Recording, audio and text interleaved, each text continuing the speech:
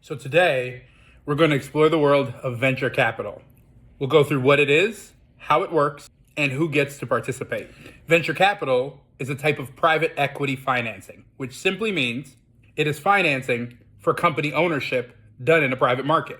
Usually a venture capitalist will lead a fund where they raise money from limited partners, get an ownership stake in the fund. These funds are then used for the general partners to invest in early stage companies in exchange for shares or percentage ownership stakes in those companies. Venture capital is a way where companies who are growing at an accelerated rate, either faster than they're making revenue or at a speed where they need some additional strategic guidance or relationships, can gain access to these resources to continue to grow in exchange for shares of their company. For the companies, it seems like a cheap way to gain access to capital as well as strategic or operational guidance from seasoned investors or business builders. For the venture capital funds, it is a way to get access to ownership early in companies that they believe have a chance to become really big companies later on.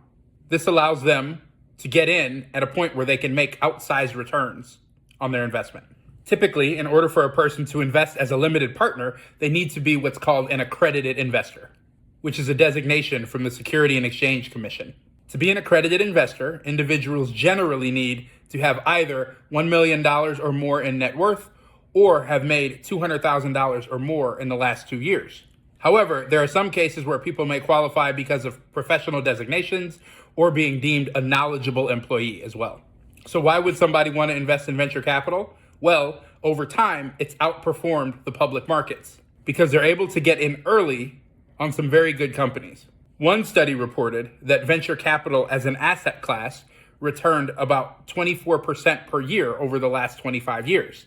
That's in comparison to the public stock markets, which have returned somewhere between 10 and 15% per year over that same time period. But remember, venture capital is still a very risky asset class.